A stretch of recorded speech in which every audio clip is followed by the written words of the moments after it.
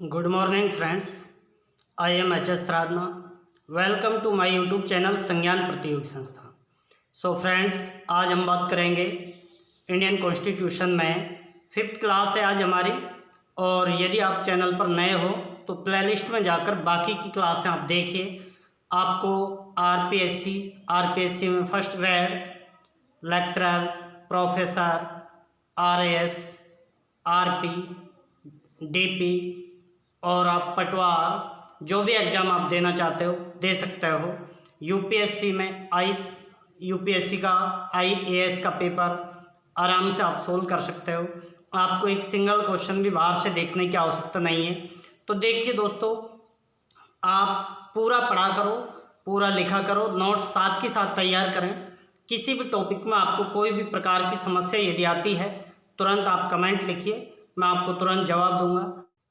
तो देखिए दोस्तों, आज हम बात करेंगे कॉन्स्टिट्यूशन ऑफ इंडिया यानी भारत के संविधान में भाग 1 की बात करेंगे। तो देखिए, भाग 1 की हम बात करते हैं दोस्तों। तो भाग 1 में आर्टिकल 1 से 4 आते हैं दोस्तों। आर्टिकल 1 से 4 किस में आते हैं? भाग 1 में आते हैं।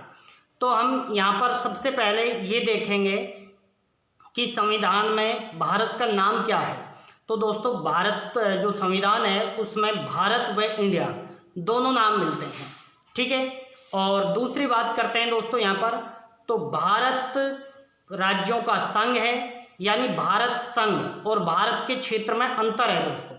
भारत के क्षेत्र में तो सभी आते हैं, राज्य भी आते हैं, केंद्र शासित प्रदेश भी आते हैं, और वो क्षेत्र जो अभी भारत के अधिकार में नहीं है लेकिन भारत उन पर दावा करता है, वो भी भारत के क्षेत्र में आते हैं।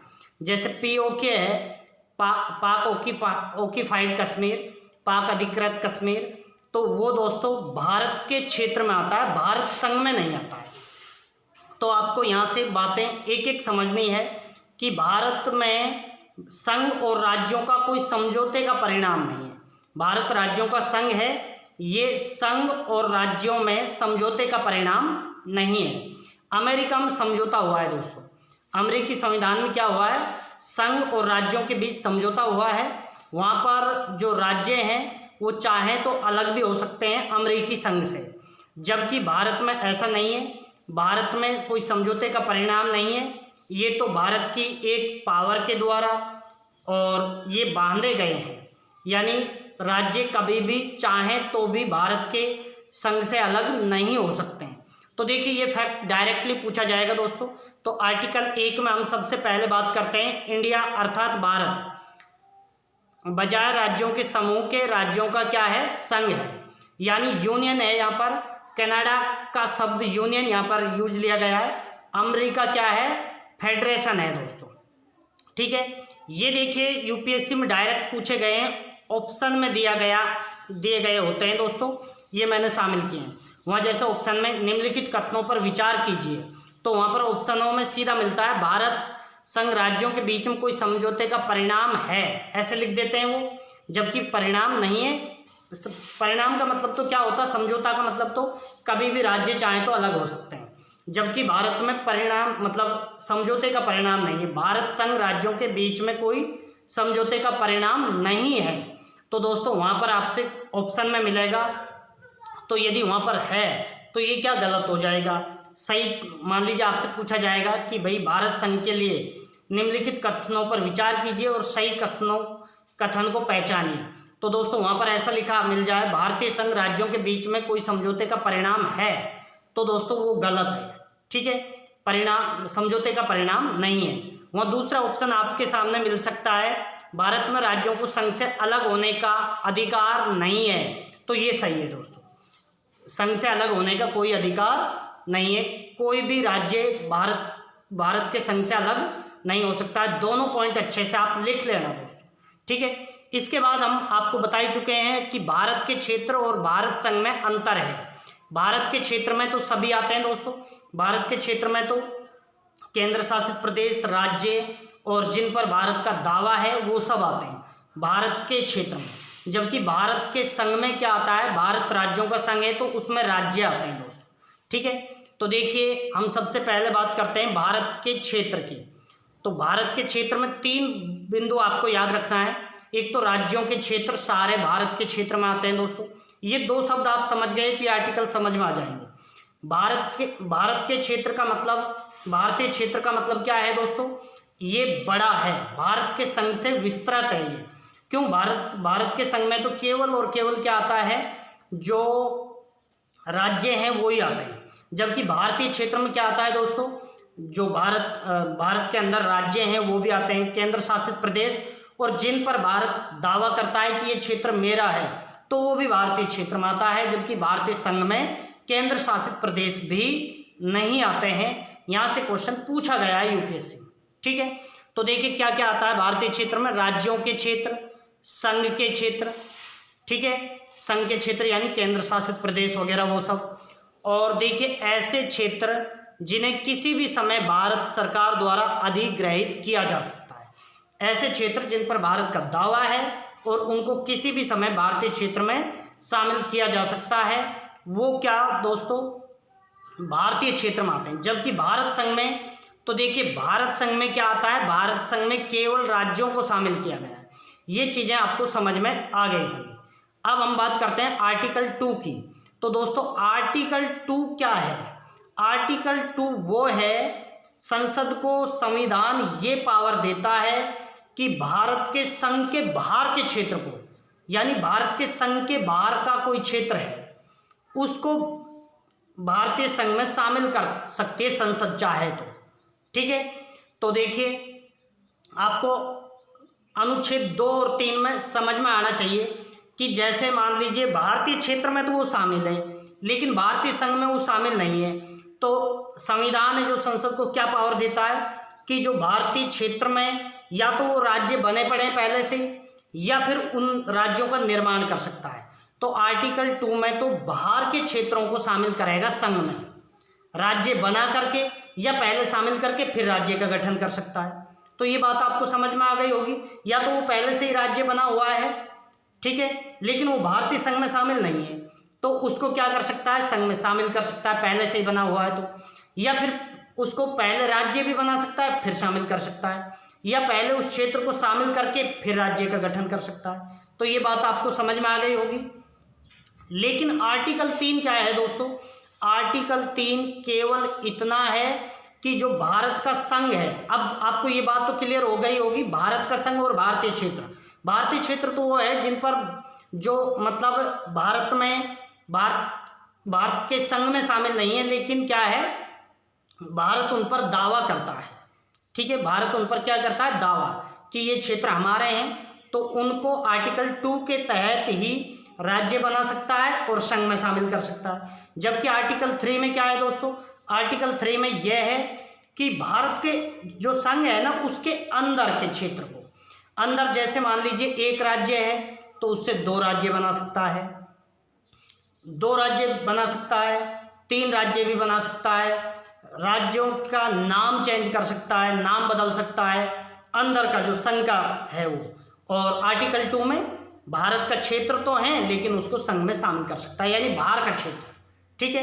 अब अपन यहाँ पर बात करते हैं आर्टिकल 3 में क्या क्या कर सकता है। एक राज्य से 2 राज्य या 3 राज्य बना सकता है, किसी राज्य का नाम बदल सकता है, किसी राज्य की सीमा को चेंज कर सकता है, या फिर 2 राज्य हैं तो उनको एक भी कर सकता है, या उसमें कोई केंद्र शासित प्रदेश को मिला सकता है, किसी को भी मिला करके कोई नया राज्य बना दे, राज्यों का दर्जा भी समाप्त कर सकता है। इसलिए दोस्तों यहाँ से क्या निकल कर आया है, यहाँ से ये निकल के आया है कि भारत में जो राज्य क्षेत्र हैं उनको संविधान ने गारंटी नहीं दी है। जबरदस्त क्वेश्चन है, यूपीएससी में आया हुआ है। इस बात से आपको समझ में आ गया होगा कि भाई नाम चेंज कर सकता है, राज्यों को समाप्त कर सकता है, नए राज्य बना सकता है, सीमा निर्धारित कर सकता है, संसद है जो। इसलिए ये बात यहाँ से स्पष्ट हो जाती है कि भाई भारत में जो क्षेत्र हैं, राज्य क्षेत्र हैं, उनको संविधान ने गारंटी नहीं दी। उनको क्यों, संसद क्या कर सकती है, समाप्त भी कर सकती है, नया राज्य बना सकती है, ठीक है, तो गारंटी नहीं दी गई है। इसका मतलब और क्या निकला है कि राज्यों को क्या किया जा सकता है, विभाजित किया जा सकता है, जबकि संघ को नहीं विभाजित किया जा सकता है। तो एक क्वेश्चन और निकल सकता है यहाँ से दोस्तों, क्या निकल सकता है कि भारत है जो विभक्त राज्यों का, विभाजित राज्यों का अविभक्त संघ है, अविभक्त संघ है। यानी संघ तो भारत तो नहीं चेंज हो सकता है, तो देखिए राज्य चेंज हो सकते हैं, विभाजित भी हो सकते हैं, ठीक है, सबको मिलाकर एक भी किया जा सकता है। तो भारत क्या है दोस्तों? भारत है विभाजित राज्यों का अविभाजित संघ। ये भी ऑप्शन में सीधा मिलता है, सत्य पहचानवा लेता है कि ये सही है या गलत है। दूसरा इस तरीके से आ सकता है, विभक्त राज्यों का अविभक्त संघ। तीसरा ऑप्शन में ऐसे भी आ सकता है, विनाशकारी राज्यों का अविनाशकारी संघ। जबकि अमेरिका क्या है दोस्तों? वहां तो राज्य अलग हो सकते हैं, तो अमेरिका क्या है? विभाजित राज्यों का विभाजित संघ। वहां राज्य भी विभाजित हो सकते हैं और संघ भी टूट सकता है। तो अमेरिका क्या है? विभाजित राज्यों का विभाजित संघ, यानी विनाशकारी राज्यों का विनाशकारी संघ। जबकि भारत क्या है दोस्तों?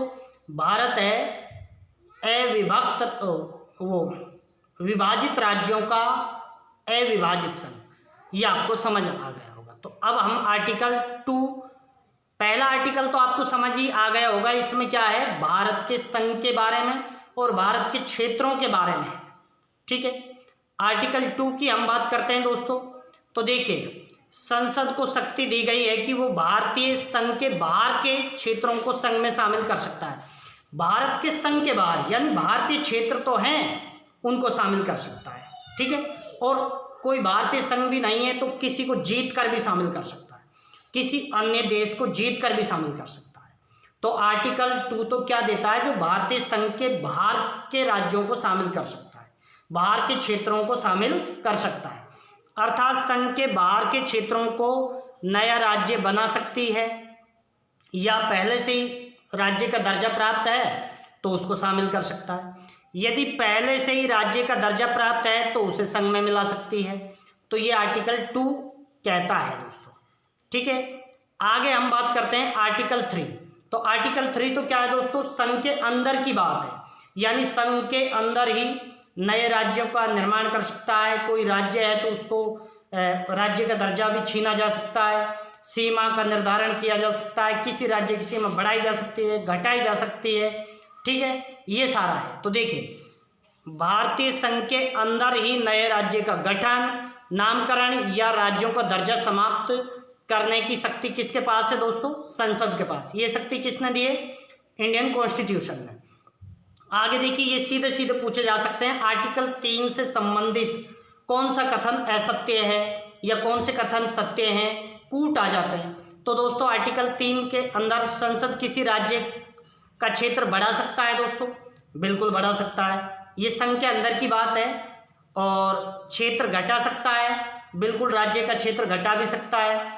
सीमाओं में परिवर्तन कर सकता है, बिल्कुल कर सकता है दोस्तों। नामकरण कर सकता है, बिल्कुल राज्यों का नाम बदल सकता है, राज्यों का नाम बदल सकता है। इस प्रकार के अध्यादेश। अब देखिए दोस्तों, जैसे अनुच्छेद 3 के तहत, अनुच्छेद 3 के तहत किसी राज्य का नाम बदलना है या किसी राज्य का दर्जा समाप्त करना है या उससे 2 राज्य बनाने हैं, तो इसके लिए क्या राष्ट्रपति को अध्यादेश देना होता है, राष्ट्रपति से पूर्व अनुमति लेनी होती है। तो पूर्व अनुमति का प्रावधान है इसमें, फिर उसके बाद संसद में पेश किया जाता है। दूसरी बात दोस्तों, यहाँ पर क्या करना होता है, जैसे मान लीजिए मैं यहाँ पर बात करता हूँ कि राजस्थान का जैसे विभाजन कर रहे हैं, राजस्थान से 2 राज्य बना रहे हैं, तो क्या करेगा राष्ट्रपति है जो पहले राजस्थान की जो विधानसभा है, यहाँ पर 2 सदन तो है नहीं तो विधानसभा ही बोल देते हैं, बाकी सामान्यतः विधानमंडल बोल देते हैं। तो विधानमंडल के पास भेजेगा कि भाई आपके राज्य के 2 टुकड़े करने हैं। तो दोस्तों राज्य की जो विधानमंडल है उसको एक निश्चित समय में ही अपना जो भी विचार है वो देना होता है। निश्चित समय में नहीं दिया तो कोई भी उसका वेट नहीं करेगा, और निश्चित समय में भी यदि दे दिया गया राष्ट्रपति को, उन्होंने जवाब दे दिया, क्या जवाब दिया है कि बनना चाहिए नहीं बनना चाहिए, तो भी राष्ट्रपति राज्यों की बात को मानने के लिए बाध्य नहीं है। इसका मतलब यही तो साफ हुआ यहाँ पर दोस्तों कि बिना राज्यों की अनुमति के भी उस राज्य से संबंधित फैसले लेने का अधिकार संसद के पास है। इसीलिए तो कहते हैं कि भारत है जो विनाशकारी राज्यों का अविनाशकारी संघ है। ठीक है, तो ये बात आपको समझ में आ गई होगी। तो देखिए, राज्यों का इस प्रकार के अध्यादेश राष्ट्रपति की पूर्व मंजूरी से ही सदन पेश किए जाते हैं। आगे हम बात करते हैं दोस्तों। तो देखिए, यहाँ पर हम सबसे पहले देखेंगे कि देखिए, उपराष्ट्रपति उस अध्यादेश को संबंधित राज्य के विधानमंडल के पास भेजता है और राज्य का विचार प्राप्त करता है, लेकिन उसे मानने के लिए बाध्य नहीं है और उनको विचार भी निश्चित समय में ही देना होता है। तो देखिए, यहाँ से यही स्पष्ट हुआ है, इसलिए यहाँ से यही स्पष्ट होता है कि नए राज्यों का निर्माण, राज्यों की समाप्ति, राज्यों की सीमाओं में परिवर्तन, संबंधित मामलों में संबंधित राज्य की अनुमति के बिना भी संसद फैसला कर सकती है। तो ये आपको अच्छे से समझ में आ गया होगा। यहाँ से दोस्तों क्वेश्चन बनते हैं, क्या लाजवाब क्वेश्चन बनते हैं, कैसा भी एग्जाम दे लेना, ये चीजें पर आपकी क्लियर होनी चाहिए। ठीक है, आगे हम बात करते हैं।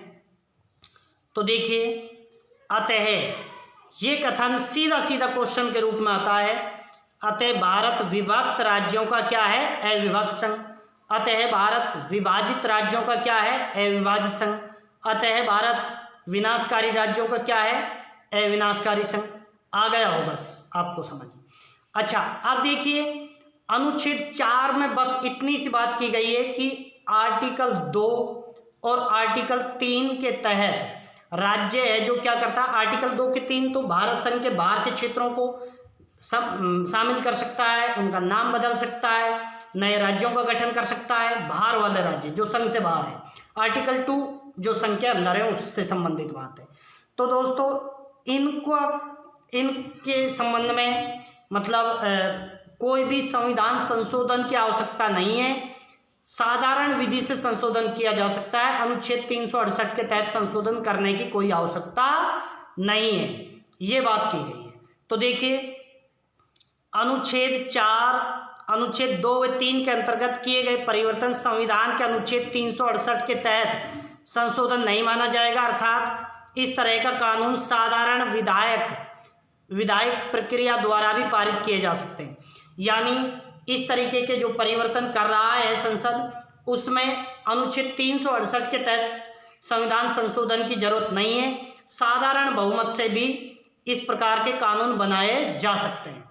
लेकिन यदि दोस्तों यहाँ पर एक समस्या आती है कि यदि भारत को कोई क्षेत्र किसी अन्य देश को देना है, कि भाई कोई भी क्षेत्र है जो किसी अन्य देश को देना है, तो क्या मतलब बिना संविधान संशोधन अनुच्छेद 368 के बिना हो सकता है क्या? वो नहीं हो सकता है दोस्तों, ध्यान रख लेना, ये क्वेश्चन भी बहुत जबरदस्त बनता है। भाई भारत किसी देश का क्षेत्र शामिल कर सकता है, आर्टिकल 2 के तहत भारत के क्षेत्र में आ रहे हैं उनको संघ में शामिल कर सकता है, कोई अनुच्छेद 368 के तहत संशोधन की जरूरत नहीं है। आर्टिकल 3 के तहत भी नए राज्य बना सकता है, समाप्त कर सकता है, सीमा में चेंज कर सकता है, नामकरण कर सकता है, तो वहाँ भी आर्टिकल 368 के तहत संविधान संशोधन की जरूरत नहीं है। लेकिन भारत कल को कोई भी क्षेत्र है जो दूसरे देश को दे रहा है तो उसमें संविधान संशोधन की जरूरत पड़ेगी, उसमें संविधान संशोधन की जरूरत पड़ेगी। ये कब हुआ? सबसे पहले दोस्तों 1960 में बेरूबारी विवाद हुआ था। 1960 में कौन सा विवाद हुआ था? बेरूबारी विवाद हुआ था। पश्चिम बंगाल का क्षेत्र था जो क्या पाकिस्तान को, उस समय पाकिस्तान ही था दोस्तों, क्यों बांग्लादेश तो 1971 में बना था, तो पाकिस्तान को देना था। तो इसके लिए क्या ये भारत के लोगों के द्वारा याचिका सुप्रीम कोर्ट में लगा दी गई।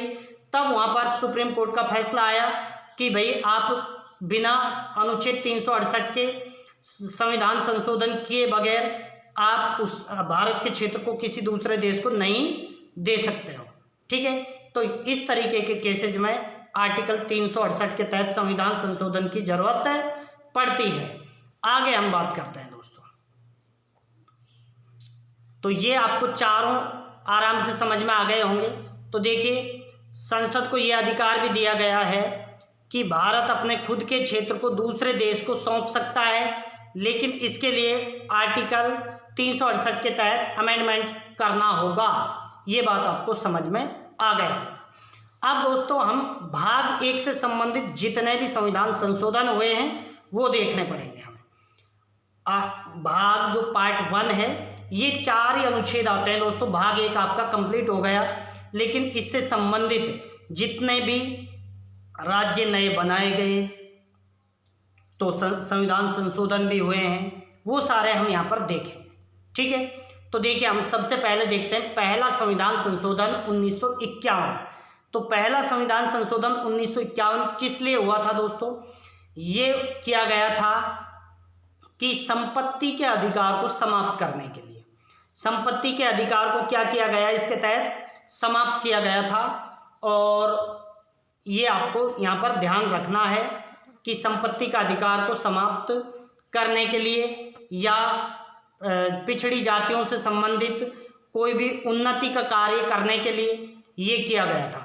वैसे संपत्ति का अधिकार अधिनियम कब दोस्तों इसको कानूनी जो आर्टिकल 31 है, इसको कानून का अधिकार कब बनाया गया था? ये 44वें संविधान संशोधन 1978 में बनाया गया था। तो देखिए पहला अधिनियम जो संशोधन है वो देख लीजिए। पहला संशोधन देखिए, तो देखिए पहला संविधान संशोधन कब हुआ? 1951। क्या था दोस्तों ये? तो देखिए इसके तहत सामाजिक तथा आर्थिक रूप से पिछड़े वर्गों को उन्नति के लिए विशेष उपबंध बनाने हेतु राज्यों को शक्तियां दी गई। जैसे SC है, ST है, उनको लेकर के विशेष शक्तियां दी गई। और कानून की रक्षा के लिए संपत्ति अधिग्रहण की व्यवस्था भी की गई। कानून की रक्षा के लिए किसी भी मतलब क्षेत्र, कोई भी व्यक्ति है या कोई व्यक्ति विशेष है, उसकी संपत्ति को अधिग्रहण किया जा सकता है, इसके लिए यहाँ पर बात की गई थी। आगे हम इसी में देखते हैं दोस्तों। तो देखिए इसमें अनुच्छेद 31 के 2 खंड जोड़े गए, एक तो 31 क और एक 31 ख, ये 2 जोड़े गए थे। तो ये बात आपको समझ में आ गई थी। अनुच्छेद, अब देखिए संविधान संशोधन 4 जो इम्पोर्टेंट है वही बात करेंगे जो दोस्तों जरूरत के हैं। बाकी ऐसे तो बहुत सारे 103 हो चुके हैं अभी तक। तो देखिए चौथा संविधान संशोधन 1955, इसमें क्या बात हुई थी? जैसे सरकार है जो संपत्ति, किसी व्यक्ति की संपत्ति का अधिग्रहण कर देती है। जैसे गवर्नमेंट को क्या कोई रोड निकालना है, कोई क्या निकालनी है दोस्तों, सड़क निकालनी है मान लीजिए। अब मान लीजिए यहाँ पर किसी रामलाल का क्या मकान पड़ता है या जमीन पड़ती है दोस्तों, तो इसको क्या अधिग्रहित किया जा सकता है और इसको मुआवजा देने की बात इसमें चौथा संविधान संशोधन 1955 में किया गया है कि उस व्यक्ति को एक लीगल मुआवजा दिया जाएगा। लेकिन वो व्यक्ति है जो मुआवजे से संतुष्ट नहीं है, तो वो अपनी याचिका सुप्रीम कोर्ट में अपना केस दर्ज नहीं कर सकता है। ठीक है, कोई व्यक्ति ये चाहता है कि मैं तो नहीं बेचना चाहता हूँ और वो केस करना चाहे तो वो नहीं कर सकता है। इसके लिए चौथा संविधान संशोधन हुआ था 1955। तो देखिए पहला संविधान संशोधन तो किसको लेकर हुआ था दोस्तों? पिछड़ी जाति हैं जैसे SC, ST, OBC, इनको प्रोत्साहन देने को अधिग्रहित करने के लिए। फिर दोस्तों अधिग्रहित तो करने लग गए, अधिग्रहित करने लग गए तो समस्या क्या आने लगी? समस्या ये आने लगी कि भाई कोई व्यक्ति है जो अपने मन चाहे उतने पैसे मांग रहा है, उसका कोई कह रहा है मैं तो नहीं बेच रहा मेरी संपत्ति को। अब वो तो रोड तो अटक के रह गया दोस्तों, वो तो रुक गया, अब कैसे बने वो? तो इसके लिए क्या किया गया? चौथा संविधान संशोधन किया गया और उसमें 2 बातें की गई कि भाई मुआवजा जो लीगल बनता है वो तो सरकार देगी उसको, लेकिन वो मतलब उसकी जांच के लिए कि भाई उसको सही मुआवजा मिला है नहीं मिला है, इसके लिए सुप्रीम कोर्ट में नहीं जा सकता है। तो देखिए यही बात है चौथे संविधान संशोधन 1955। पूछे जाते हैं दोस्तों भाग 1 से संबंधित जितने भी जो संशोधन हुए हैं इम्पोर्टेंट, वो सारे हम क्लियर करेंगे। आगे फिर भाग 2 में भी, जैसे एक तो कौन सा हुआ था, नागरिकता संशोधन अधिनियम 2019 में हुआ है, उससे संबंधित जो भी हैं वो भाग 2 में बात करेंगे। ठीक है, तो देखिए निजी संपत्ति के अनिवार्य अधिग्रहण के स्थान पर दिए जाने वाले भत्ते क्षतिपूर्ति की मात्रा को न्यायालय की जांच के दायरे से बाहर किया गया कि न्यायालय में वो जांच नहीं करवा सकता कि कितना भत्ता या क्षतिपूर्ति राशि दी गई है। ठीक है, ये बात आपको समझ में आ गई होगी। इसके बाद इसमें और क्या किया गया है दोस्तों, राज्य को किसी भी व्यापार का राष्ट्रीयकरण करने का अधिकार दिया गया है। इसमें दोस्तों कोई भी व्यापार कर रहा है, जैसे कोई कंपनी है, उसको भी मतलब अधिग्रहित करने का, राष्ट्रीयकरण करने का क्या पावर दे दी गई थी। ठीक है, कि भाई कोई भी व्यापारिक कंपनी है या कोई भी व्यापार है, उसका राष्ट्रीयकरण किया जा सकता है। और दोस्तों इसमें 9वीं अनुसूची में कुछ और कानून जोड़े गए थे। 9वीं अनुसूची थी, उसमें कुछ अन्य कानून भी जोड़ दिए गए थे। आगे हम इसमें बात करते हैं दोस्तों, तो देखिए आर्टिकल जो 331 एक है, उसमें कानूनों का संरक्षण है के दायरे को विस्तृत किया गया। ये बात आपको समझ में आ गई होगी। इसके बाद हम दोस्तों बात करते हैं 7वां संविधान संशोधन 1956। तो दोस्तों 7वां संविधान संशोधन 1956 किससे संबंधित है दोस्तों, ये संबंधित है कि भाई जो पुनर्गठन आयोग, राज्यों के निर्माण से संबंधित जो पुनर्गठन अधिनियम बनाया गया था उससे संबंधित है। तो देखिए ये आपको ध्यान रह जाएगा। तो देखिए ये संशोधन राज्य पुनर्गठन आयोग की रिपोर्ट को तथा राज्य पुनर्गठन अधिनियम 1956 आएगा दोस्तों यहाँ पर, को लागू करने के लिए किया गया था। जो राज्यों का पुनर्गठन आयोग भी बनाया गया था और राज्य पुनर्गठन आयोग अधिनियम 1956 बनाया गया था, उसको लागू करने के लिए 7वां संविधान संशोधन हुआ था। ठीक है, ये आपको ध्यान रखना है। इससे संबंधित क्या बातें ध्यान रखनी है दोस्तों आपको, एक तो देखिए दूसरी तथा 7वीं अनुसूची में संशोधन किया गया। दूसरी अनुसूची में क्या है दोस्तों, दूसरी अनुसूची में राष्ट्रपति, उपराष्ट्रपति, मंत्री, मुख्य न्यायाधीश, न्यायाधीश, कैग, इनके वेतन एवं भत्ते हैं, तो इसमें चेंज किया गया। 7वीं अनुसूची में क्या है दोस्तों, संघ सूची, समवर्ती सूची, राज्य सूची है, कुछ उसमें कुछ नई चीजें जोड़ी गई। ठीक है, और राज्यों के 4 वर्गों की समाप्ति की गई, भाग, कै, खे, गे और घे।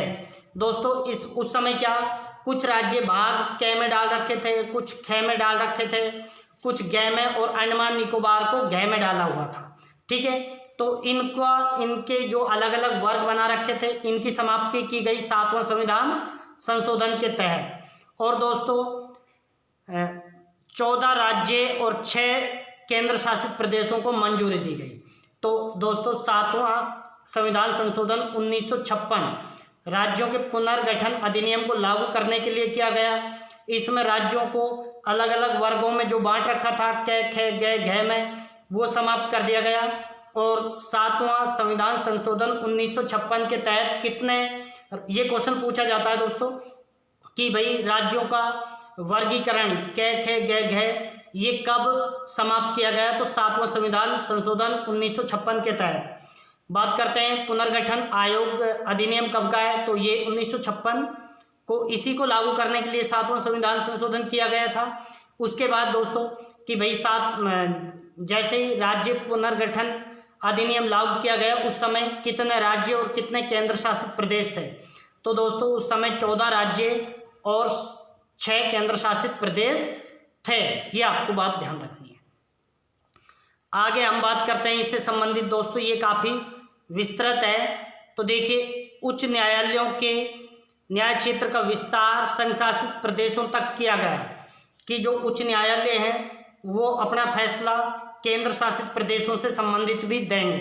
ठीक है, ये बात आपको समझ में आ गई होगी। इसके बाद देखिए एक बात ये भी ध्यान रखनी है दोस्तों, 2 या 2 से अधिक राज्यों के लिए एक कॉमन उच्च न्यायालय की स्थापना की व्यवस्था भी की गई। ये क्वेश्चन बहुत पूछा जाता है दोस्तों कि भाई 2 या 2 से अधिक राज्यों के लिए एक ही उच्च न्यायालय होगा, ये व्यवस्था कब की गई थी, तो 7वें संविधान संशोधन 1956 के तहत ही किया गया था। ठीक है, तो यहाँ तक आपको चीजें समझ में आ गई होगी। इसके बाद हम बात करते हैं उच्च न्यायालय में अतिरिक्त एवं कार्यकारी न्यायाधीशों की नियुक्ति की व्यवस्था भी की गई। उच्च न्यायालय में कई बार जब काम ज़्यादा बढ़ जाता है दोस्तों, तो अतिरिक्त न्यायालय या कार्यकारी जो न्यायाधीश होते हैं उनकी नियुक्ति की जा सकती है। ठीक है, और 9वां संविधान संशोधन किसको लेकर हुआ था दोस्तों, जो बेरोजगारी विवाद था उसको लेकर 9वां संविधान संशोधन हुआ था। ये कब हुआ था, 1960। तो देखिए 9वां संविधान संशोधन 1960 ये कब हुआ था दोस्तों? ये हुआ था 1960 में ही हुआ था। किसको लेकर? बेरूबारी क्षेत्र था जो दोस्तों, वहाँ पर हुआ क्या था कि वहाँ पर कुछ हिंदू क्षेत्र तो पाकिस्तान में चला गया था, जो आज बांग्लादेश है, वहाँ पर चले गए थे। तो हिंदू तो वहाँ पर रह रहे थे, कुछ मोमडन है जो भारत के क्षेत्र में रह रहे थे। तो भारत ने तो वो साधारण प्रक्रिया से वो ले लिया था, क्योंकि भारत किसी भी विदेशी क्षेत्र को, भारत संघ के बाहर के क्षेत्र को अपने संघ में मिलाने के लिए कोई भी अनुच्छेद 368 के तहत संशोधन की कोई आवश्यकता नहीं है, तो वो तो मिला लिया था। अब पाकिस्तान को बेरूबारी क्षेत्र देना था, तो पाकिस्तान को देना था, तो भाई लोगों ने रिट लगा दी, लोग न्यायालय में चले गए थे कि भाई अपने क्षेत्र को दूसरे देश को नहीं दिया जा सकता है। तो फिर सुप्रीम कोर्ट ने क्या किया था दोस्तों? सुप्रीम कोर्ट ने ये फैसला किया था कि भाई अनुच्छेद 368 के तहत क्या किया जा सकता है? दूसरे देश को हस्तांतरित किया जा सकता है, और इसके लिए 9वां संविधान संशोधन किया गया था उसी समय 1960 में। तो ये बात आप समझिए। भारत और पाकिस्तान की सरकारों के बीच हुए समझौते के अनुसरण में पाकिस्तान को कतिपय राज्य क्षेत्रों को हस्तांतरण करने की दृष्टि से ये संशोधन किया गया था। क्यों? भारत ने तो उनका जो क्षेत्र था वो ले लिया था दोस्तों, भारत वाला जो क्षेत्र देना था, इसके लिए संशोधन किया गया था। ठीक है, तो देखिए इस समझौते के बाद संघ ने इस मामले को उच्चतम न्यायालय के पास भेजा। उच्चतम न्यायालय ने यह निर्णय दिया कि अनुच्छेद 3 के तहत किसी भी राज्य के भूभाग को घटाने की संसद की शक्ति भारत के किसी भूभाग को किसी दूसरे देश को सौंपने की शक्ति ये मामले पर लागू नहीं होती है। उन्होंने कहा आर्टिकल 3 के तहत तो ऐसा आप कर नहीं सकते। ठीक है, फिर उसके बाद उन्होंने क्या कहा सुप्रीम कोर्ट ने कि भाई किसी भारतीय भूभाग को अनुच्छेद 368 के तहत संविधान में संशोधन करके ही विदेशी राज्यों को सौंपा जा सकता है, और इसके लिए ही बेरूबारी जब क्षेत्र पाकिस्तान को सौंपा गया था तो कौन सा 9वां संविधान संशोधन हुआ था। ठीक है, और बेरूबारी संघ कहाँ पर था? बेरूबारी क्षेत्र कहाँ पर था दोस्तों? ये था पश्चिम बंगाल में। ठीक है, तो ये बात आपको ध्यान रह जाएगी। तो देखिए पश्चिम बंगाल में स्थित बेरूबारी संघ जो क्षेत्र है वो 1958 पाकिस्तान को सौंप दिया गया था, ये आपको ध्यान रखना है। 10वें संविधान संशोधन की हम बात करते हैं दोस्तों, तो देखिए 10वां संविधान संशोधन कब हुआ था? 1961। 9वां कब हुआ था? 1960। 7वां कब हुआ था? 1956।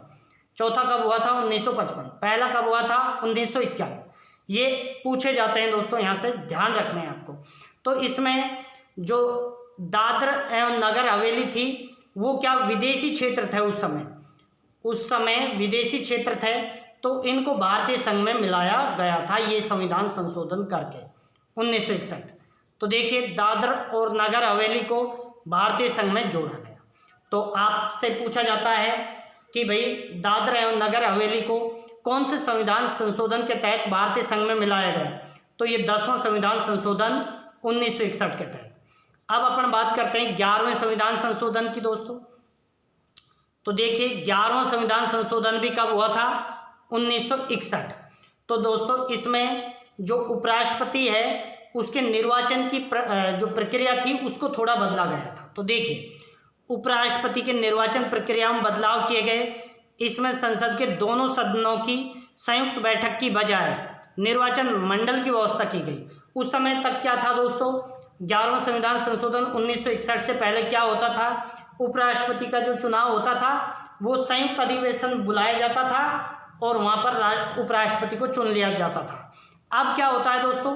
अब इसमें भाई लोकसभा के सदस्य, राज्यसभा के सदस्य और राज्यों की विधानसभाओं के सदस्य ये सब अब भाग लेते हैं। तो उपराष्ट्रपति की जो निर्वाचन की प्रक्रिया थी उसमें बदलाव करने के लिए कौन सा संविधान संशोधन लाया गया?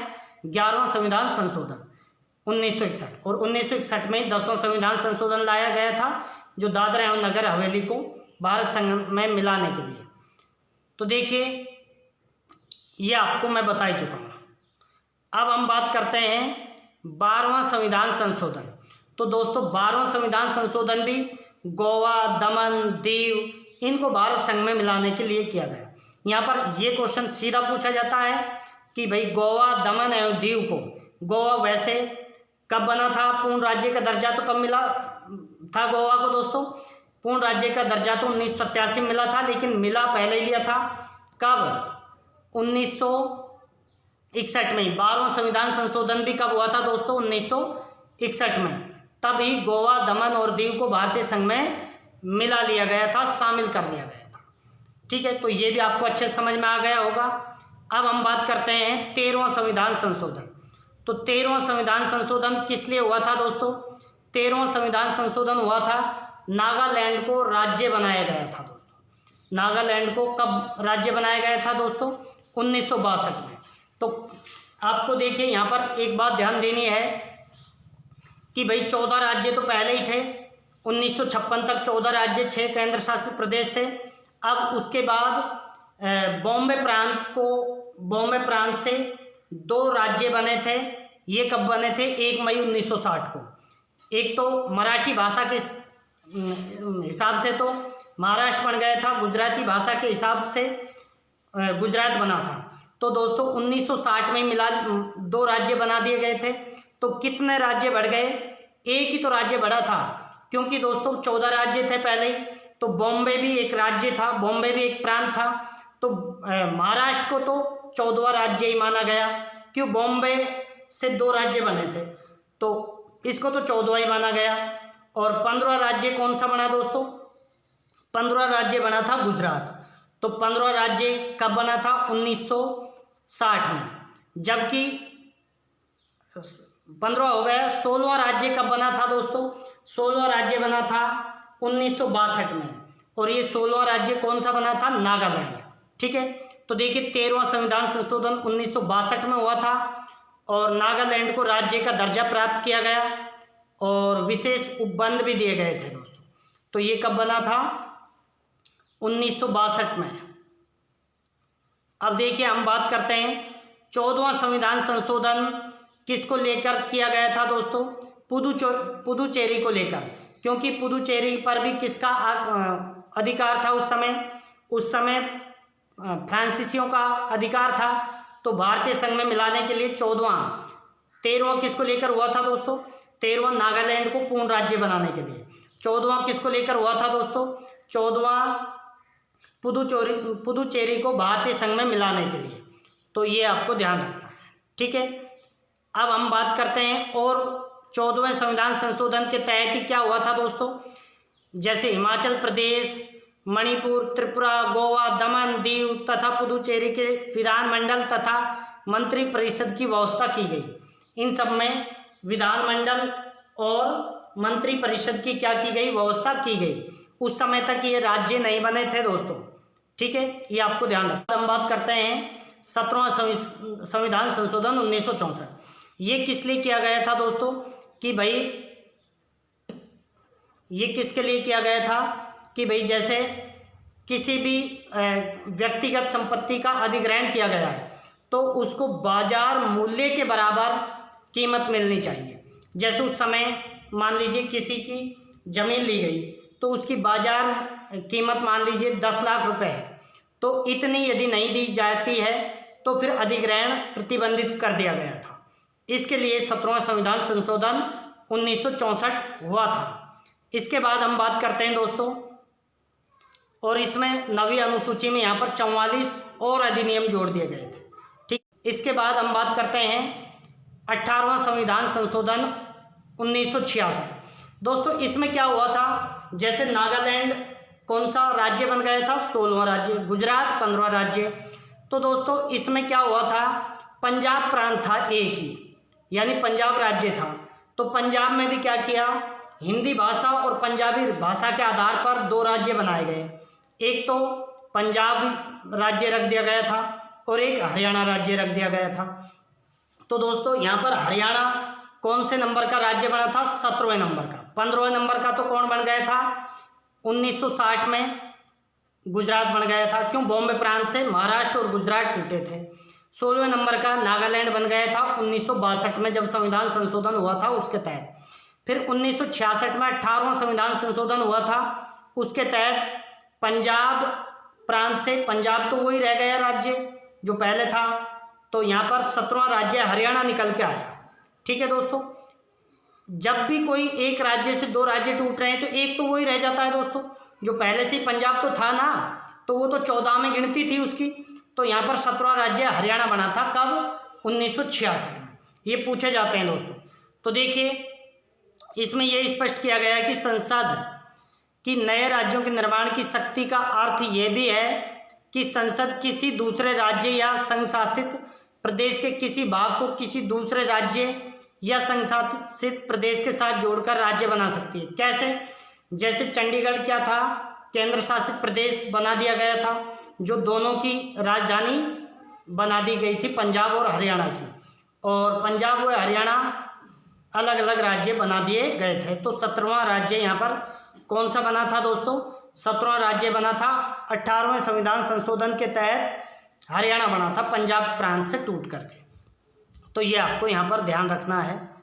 इसके बाद बात करते हैं हम 21वां संविधान संशोधन 1967। तो दोस्तों मैंने आपको बताया था अनुसूचियाँ जब पढ़ाई थी कि जो अनुसूची 8वीं थी उसमें मूल रूप से 8 भाषाएं थी, जिसमें सिंधी भाषा को 1967 में जोड़ा गया था। उसके बाद 1992 में 3 भाषाएं जोड़ी गई थी दोस्तों। फिर 2004 में 4 भाषाएं जोड़ी गई थी। तो ऐसे करके अभी फिलहाल कितनी है 8वीं अनुसूची में? 22 भाषाएं। लेकिन 1967 में 21वां संविधान संशोधन 1968 के तहत 15वीं भाषा जोड़ी गई थी, सिंधी। तो सिंधी भाषा को संविधान 8वीं अनुसूची में जोड़ने के लिए कौन सा संविधान संशोधन किया गया दोस्तों? उसमें किया गया था 21वां संविधान संशोधन 1967 में, और सिंधी भाषा को 15वीं भाषा के रूप में जोड़ दिया गया था। तो ये बात आपको समझ में आ गई। इसके बाद हम बात करते हैं दोस्तों 24वां संविधान संशोधन 1971।